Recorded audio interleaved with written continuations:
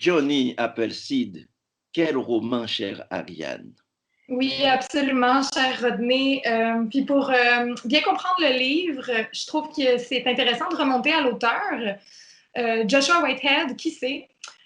Trois mots pour le décrire rapidement. Donc d'abord, il est jeune, 30 ans.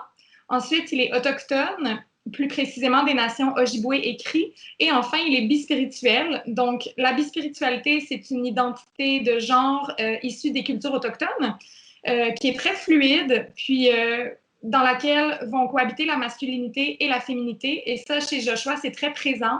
Donc, il incarne des rôles masculins et féminins à la fois. Et donc, à titre de traductrice, moi, je l'ai rencontré aussi. C'est quelqu'un qui a une personnalité très forte, très flamboyante. Et son roman Johnny Appleseed, à mon avis, est très, très à l'image de son auteur, qui est quelqu'un qui a un vécu très, très riche, très original, peu représenté dans la littérature. Et donc, c'est vraiment un beau cadeau, un roman qui est une courte pointe d'histoire, en fait, très original à l'image de Joshua.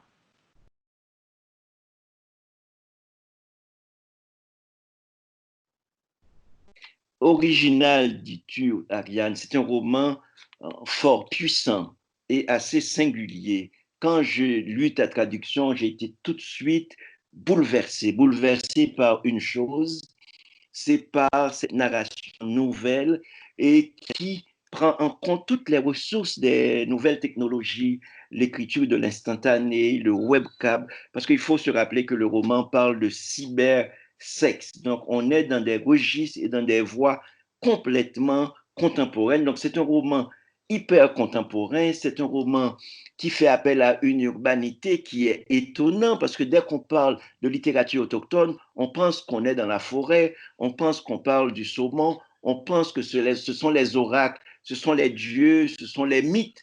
Donc, on est dans un autre temps. Alors que là, on est dans un présent et on est dans un récit de l'enfance.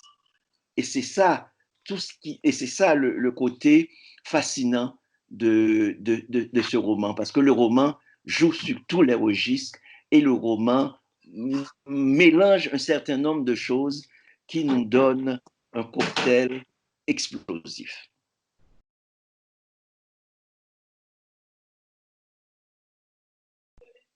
Oui, en effet, c'est vraiment une écriture du présent. Euh, Mais en même temps, Johnny Appleseed, c'est aussi un retour dans l'enfance, un retour aux sources qui est jamais idéalisé. Donc, au début du roman, Johnny apprend qu'il doit rentrer dans sa communauté d'origine où il a grandi pour les funérailles de son beau-père.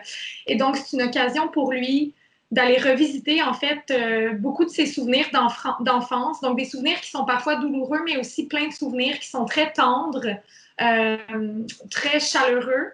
Et c'est dans ces souvenirs-là, surtout avec sa cocoune ou grand-mère et sa mère, qui va vraiment trouver refuge. Donc, un retour à l'enfance comme rituel de guérison, comme refuge, et la famille autochtone aussi, qui émerge comme très, très formatrice, très, très importante pour le personnage, avec en son centre les femmes autochtones très fortes, très résilientes.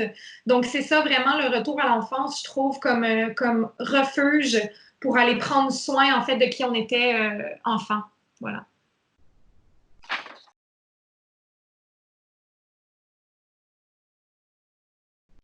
On est, Ariane, dans une réserve, comme tu le dis, et le récit, c'est un récit d'enfance. On est dans une réserve et au début, on parle de cybersexe, on parle d'un récit assez contemporain, assez urbain, et on est tout de suite traversé comme en espèce de contrepoint, on est dans une réserve.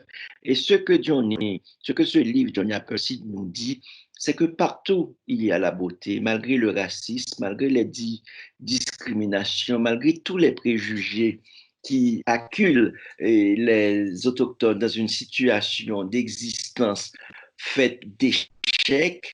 Donc, c'est que ce roman nous aide à dépasser notre regard sur la condition amérindienne et à voir la beauté où on croirait que ça n'existerait pas. Donc, c'est un roman merveilleux, ce roman. Oui, je suis vraiment d'accord. Absolument fascinant comme roman. Bouleversant, drôle, sincère. C'est beaucoup de choses à la fois. Moi, j'ai été complètement émerveillée par ce bijou de livre-là qui nous ouvre vraiment une fenêtre sur un monde absolument surprenant.